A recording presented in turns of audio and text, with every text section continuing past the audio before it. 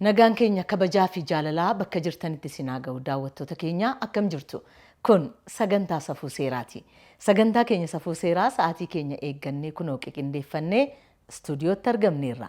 Isinoo nu eegaa jirtu nu daawwachuudhaaf yaada nu kennuudhaaf akkasumas gaaffilee dhimma seeraa irratti qabdan nu gaafachuuf qophiidha. Nuti immoo simannee deebisuuf yaada immoo sinuu laattan immoo irraa barachuuf akkasumas immoo dogoggora keenya sirreeffachuuf qophiidha jechuudha. Walii galleerra. Tol amma kanatti aansuudhaan kan isinii dhiyeessinu kallattiidhaan odeeffannoodha yookaan immoo kunis jira jennee maqaatti moggaasnee kan isin biraan ga'u jalqabne sagantaa keenya yookaan immoo qabxii keenya kunis jiraati. Maarree kunis jiraa keenya har'aa keessatti maal isinitti himna laata? Anuun beeku. Wayni shatta shoomerraa walumaan daawwannu turtii gaarii. Kun sagantaa safuu seeraati.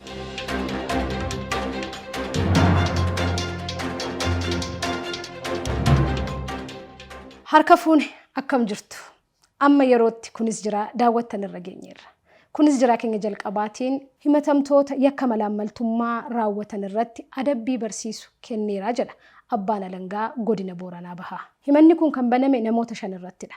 Himatamtoonni kun hojjettoota waajjira maallaqaa aanaa Liiban. Namoota hojjetaa mootummaa hin taaneen hojjetaa mootummaa fakkeessuudhaan peeroolii qopheessanii firaa fi maqaa hiriyoottan isaaniitiin maallaqni kaaznaa mootummaarraa bahee akka kaffaluuf taasisaniiru. Himatamtoota kana keessaa himatamtoonni 1ffaa fi 2ffaa peeroolii qopheessuun mirkaneessanii gara baankiin erguun maallaqa mootummaa qarshii miiliyoona 1,553,880 akka qisaasamu waan taasisaniif yakka malaammaltummaa aangootti garmalee fayyadamuun seera yakka keewwata 32 muraa 1 keewwata xiqqaa fi labsii yakkoota malaammaltummaa 881 muraa 2007 keewwata 9 muraa 1tiin abbaan alangaa godina Booranaa Bahaa himata isaan irratti baneera. Falmiin adeemsa seeraa hordofe gaggeeffameera.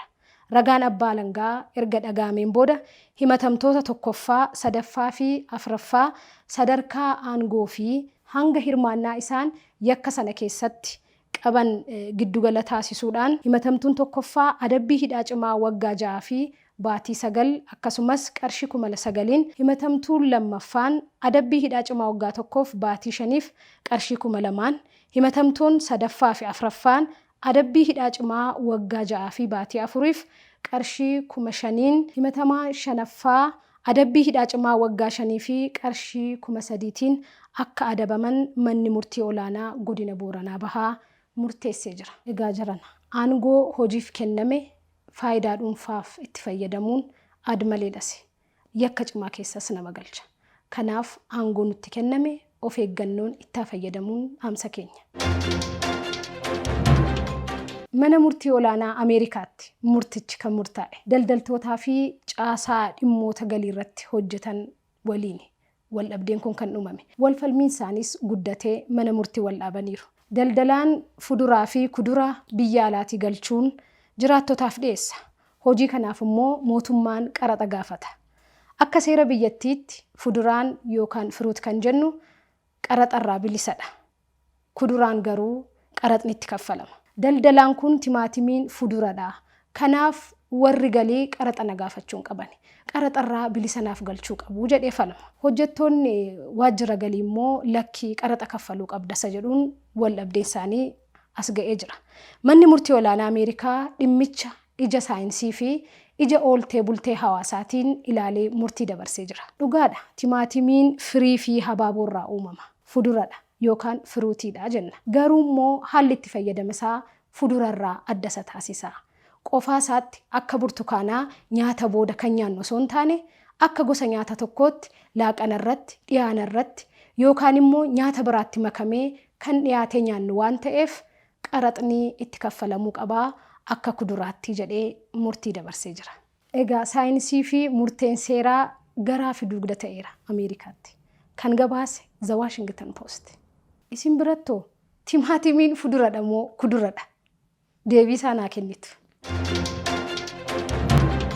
Kunis jira keenya har'aa xumurreerra. Qabxiilee safuu seeraa hafan daawwadha.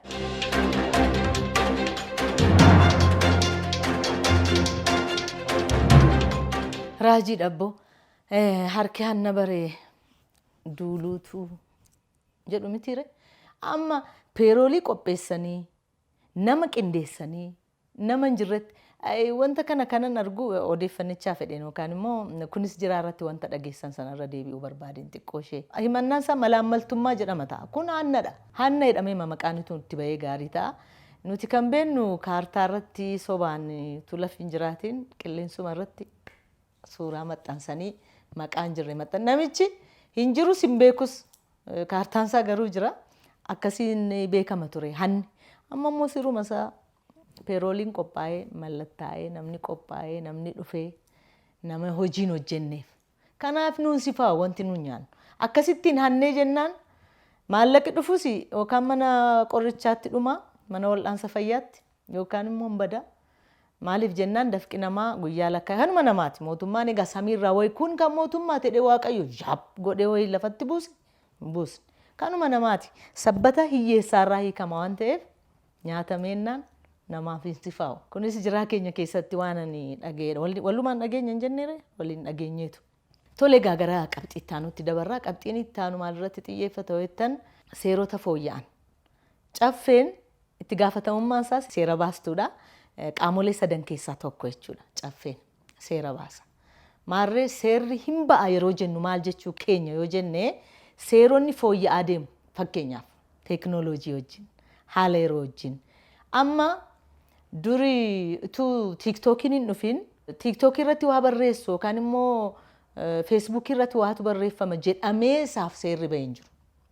Amma garuu waan ta'aa jiru dhageessaniittu. Torban yoo rabbi jedhee itti deebina isa kana sababa tiiktookiin namni of ajjeesaa jira. Akka jedhamutti. Eddii of ajjeesanii boodammoo akkuma Oromoon jedhu kan du'an irratti kan dhagaa baatanii jedhu.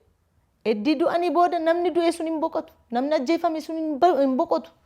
Akkas ta'eetu asiin ba'eetu achiin deemeetu jedhamee nama isa jiru nama isa dhaabbatu. Ajjeesuudhaaf immoo waan biraa waan garaa nama nyaatutu odeeffama. Kun seerri tutti ba'ee sila gaarii ture. Kanaafuu seerri hin fooyya'aa yookaan immoo hin ba'a yeroo jedhamu maal jechuudha. Seera duriitiin gaggeeffamuu dandeenyaa amma. Maaliif jennaan hattummaanis qaroomaa deemaa, sobni qaroomaa deemaa, wal jibbiinsi hundumtuu teekinooloojii hojii waan deemuuf sanaa wajjin seera deemutu barbaachisa. Kanaaf fooyya'aa. Isarratti xiyyeeffachuun afyaa'ii caffee Oromiyaa adde Sa'aadaa Abdurrahmaaniin dubbisneerra. Kanaafuu isaan waan jedhan irraa hubannaa. Isa dura deeggartoota sagantaa keenyaa ni galateeffanna. Deeggartoota sagantaa keenyaa keessaa tokko baankii Gadaati. Baankiin Gadaa baankii tajaajila hedduu kennuudha. Duudhaalee sirna Gadaan dabalamiitu inni tajaajila isaa kennu. Torban darbee isinitti himaa turreerra. Amma immoo baankiin Gadaa kun egaa tajaajila dhalarraa bilisaa seera shari'aa bu'uureeffateetu kan inni tajaajila kennaa jiru warra dhala hin barbaanneef jechuudha. Fakkeenyaaf seera shari'aatiin dhala fudhachuun hin danda'amu. Maaliif jennaan hin dhowwa waan ta'eef amantichatu. Kanaaf herrega qusannaa waadiyaa, herrega qusannaa labbeek waadiyaa, herrega investimentii mudarabaa, tajaajila qusannoo addaa mudarabaa, akkasumas tajaajila baankii dijitaalaa adda addaa kennaati kan inni jiru. Baankiin Gadaa baankii dhaloota haaraati. Baankii duudhaalee sirna Gadaan dabaalee tajaajila kennaa jiru waan ta'eef guddaa sagalateeffannaa. Baankiin keessan baankii Gadaati. Qusadhaa, liqeeffadhaa, hojjedhaa, deebisaa, jajjabeessaa. Guddaa galateeffannaa baankii Gadaa. Gara qabxii ittaanutti dabarraa. Qabxiin ittaanu akkuma duratti isiniin jedhee kan turtii taasifne afyaa'ii caffee Oromiyaa kabajamoo adde Sa'aadaa Abdurrahmaan waliin turtii gaarii.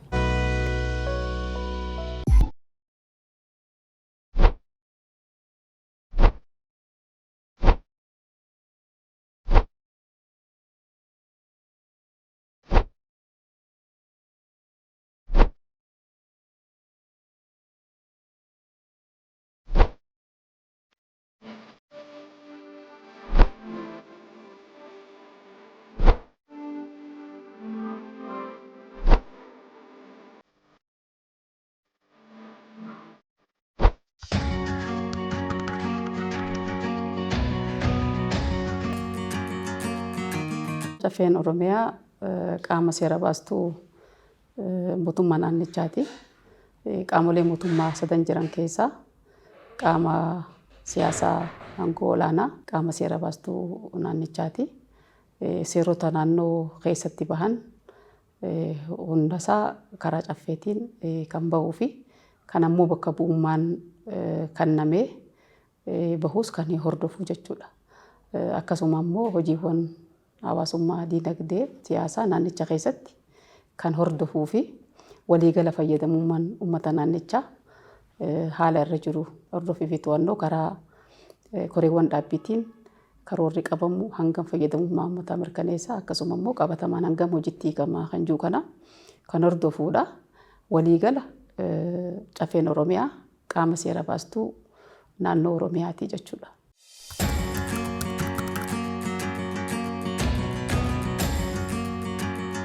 Seeronni caffeedhaan bahan hanga ammaatitti caffeen erga akka qaama seera baasaatitti kophatti of danda'ee beerraa seerota baay'eedha. Seera 260 ol baheeti kan hojiirra jiru. Kana keessaa odiitiin seeraa yookaan legaal odiit jennu sana gaggeeffamuudhaan seeronni turtii isaatiin fooyya'uu qaban haala qabatamaa yeroo wajjiniin irra deebiidhaan kan ilaalamuu qaban baay'ee isaanii kan fooyya'anii hojiitti hiikaman jiru. Akkasuma immoo dhiheenyattis seeronni fedhii faayidaa uummatichaa dantaa uummatichaa kabachiisuu danda'an baay'een irra deebiidhaan qorannoodhaan deeggaramuudhaan maal milkeessuudhaa fi qaawni seerri kun qabu maali kan jiru sana qorannoodhaan deeggaramee sakatta'amee caffeetti dhiyaachuudhaan seeronni baay'een irra deebiidhaan fooyya'aa dhufaniiti jiru. Ammas akkasuma kan fooyya'uu barbaadanii fi fooyya'umsa barbaadan kan qorannoon irratti gaggeeffamaa jiru. Kan qorannoon ammoo gaggeeffamee xumuramee yeroo garaagaraatitti komii hawaasaa ka'uu jiddu gala godhachuudhaan dhimmoonni ilaalamuu qabuun ammas adeemsarra kan jirudha.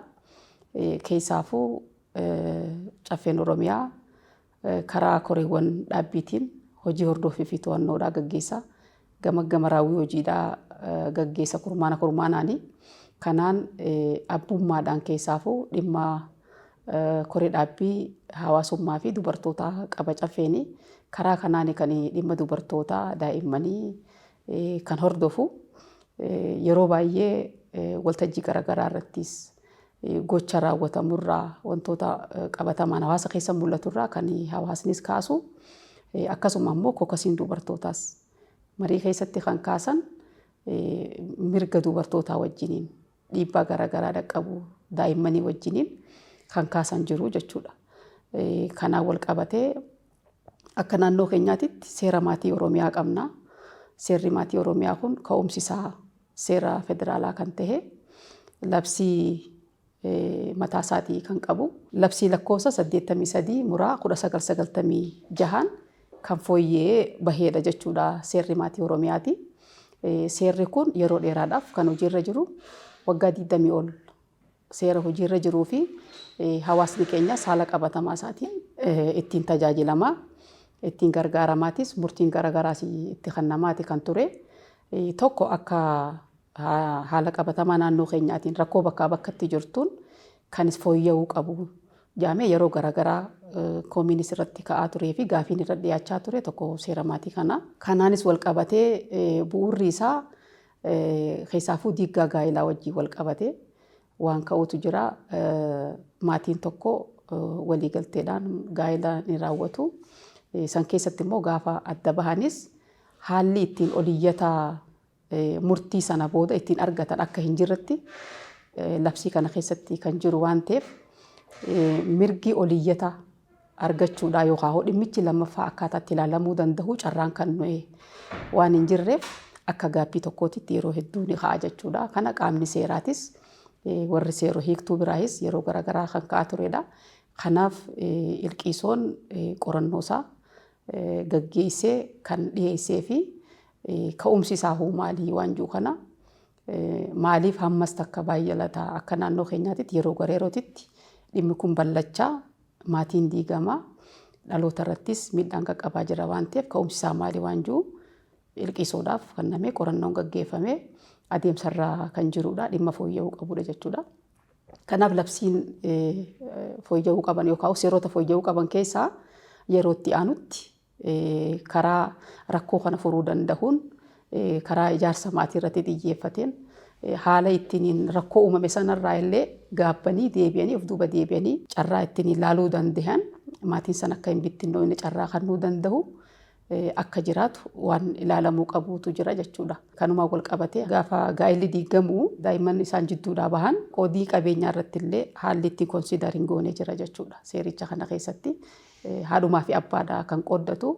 Kanaanis dubartoonni yeroo garaagaraa haalli ittiin miidhamanii fi komii isaanii kaasaa jiran jiru irra deebiidhaan dhimmoota ilaalamuu qabu jedhamee kan adda bahame waan ta'eef labsiin keessaafuu dubartoonni bu'uura hawaasaati maatii itti fufsiisuu keessatti gahee guddaadha kan qabanii miidhaan gama kanaan dhufus babal'achaa daddabalamaatis waan jiruuf miidhaa kanallee hambisuudhaaf rakkoon diinagdeedhaa isaan qunnamu rakkoon maatiidhaa isaan qunnamu kun akka hafu seera keessatti iddoo qaama seeraa qabu laaluudhaan duuchuu akka barbaachisu yeroo garaagaraas waan ka'uuf qorannoodhaan deeggaramee yeroo itti aanuuf fooyya'uu fi rakkoo naannoo kanatti jiru salphisuu fi hamma danda'ametti hambisuun akka danda'amu irratti hojjetamuu kan qabudha jechuudha.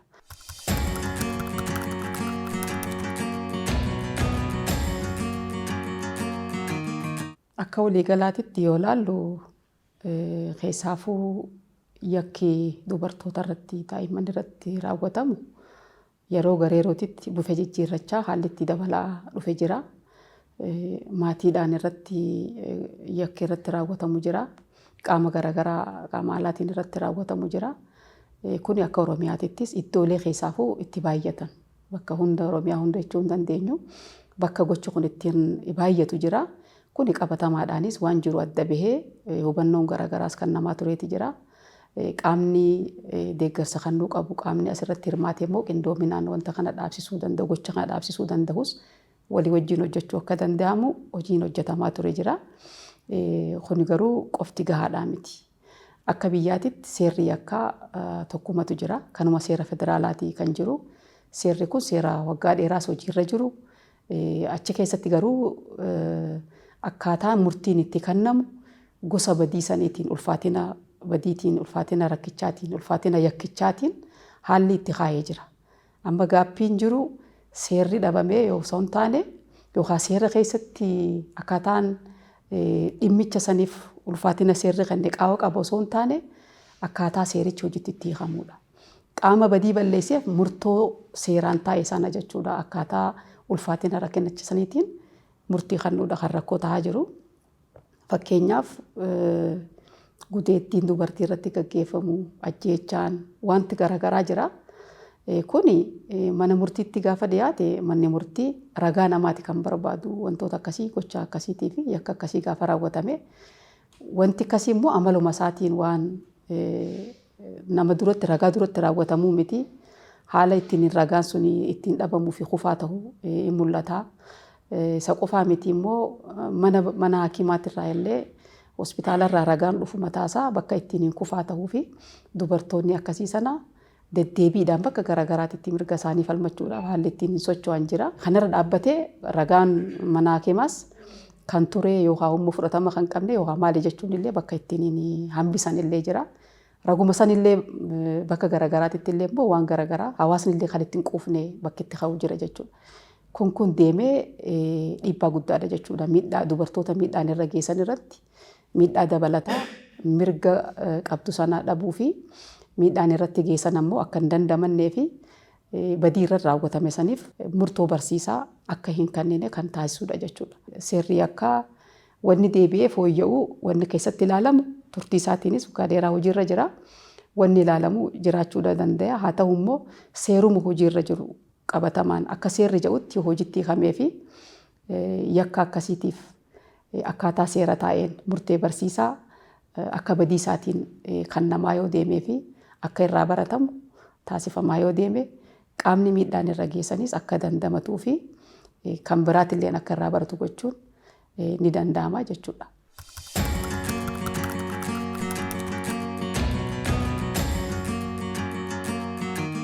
Gochaan dubartootaa fi daa'imman irratti gaggeeffamus haa ta'u qaama garaagaraa irratti raawwatamu seera qofaanii miti kan hiikamu seerri dirqama jiraachuudha qaba.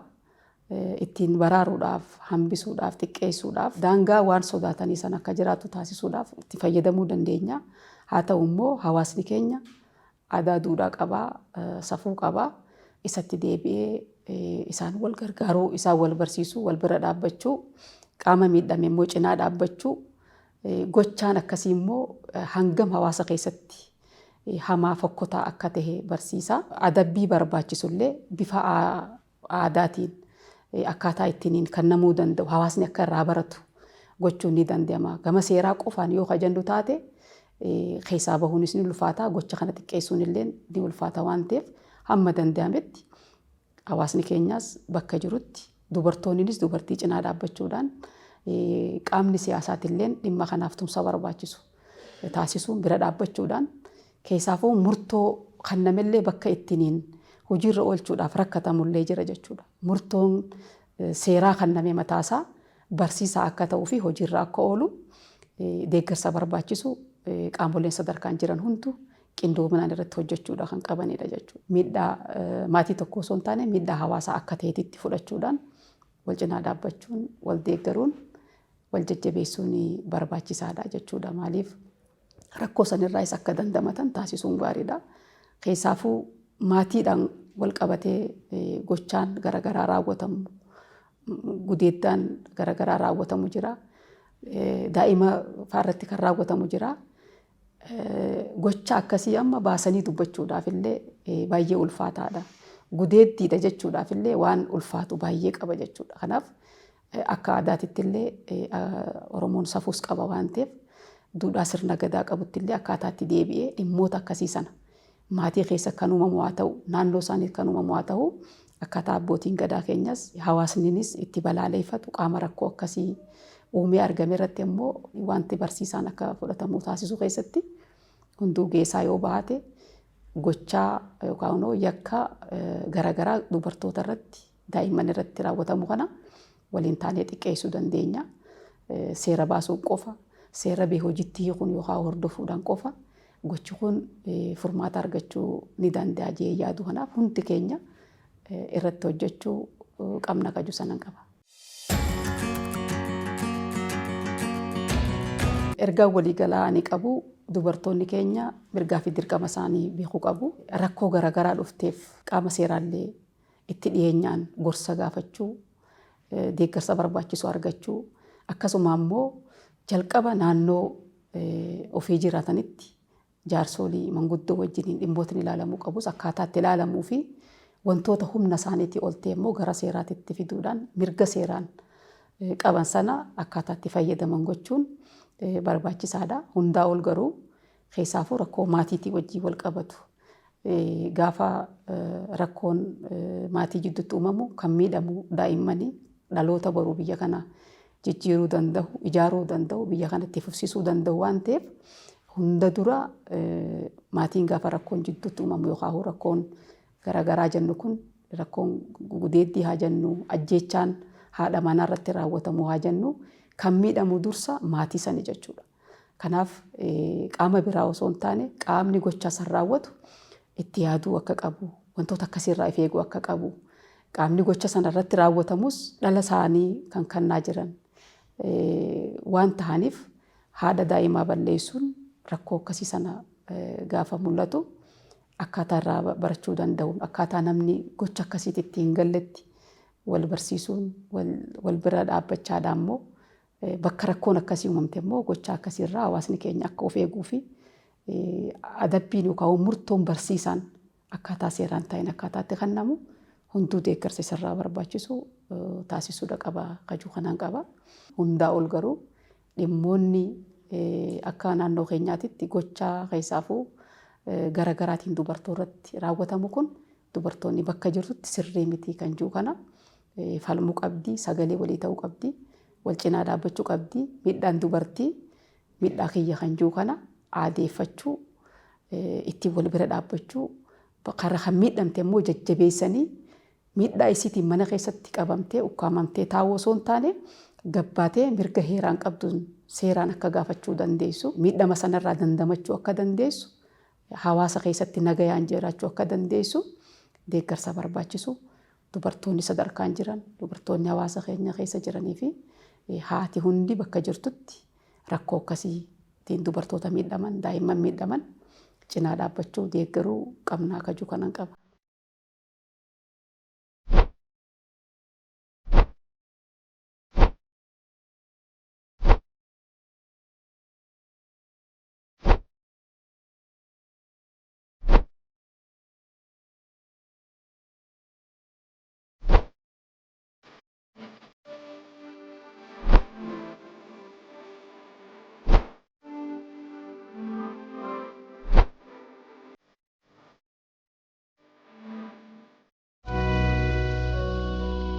Daawwattoota keenya addee Sa'aadaa Abdurrahmaan Afiyaa Caffee Oromiyaa guddaa galateeffannaa gaaffii keenyaaf deebii waan nu kennaniif. Maarree sagantaa keenya tun xumuriin dura deeggartoota sagantaa keenyaa ni galateeffannaa. Biiroo Lafa Oromiyaa, Biiroo Abbaa Alangaa Waliigalaa Oromiyaa akkasumas Abbaa Taayitaa kabachiisa dambii bulchiinsa magaalaa Finfinneef kabajaa fi jaalalli nuti qabnu guddaadha. Ulfaadhaa jenneerra. Isinis waan nu daawwattaniif ulfaadhaa fayyaa ta'a torban sagantaa biroo wal argina. Hanga torbanitti torban kun torban nagaa fi torban jaalalaa akkasiniif hawwina. Nagaatti.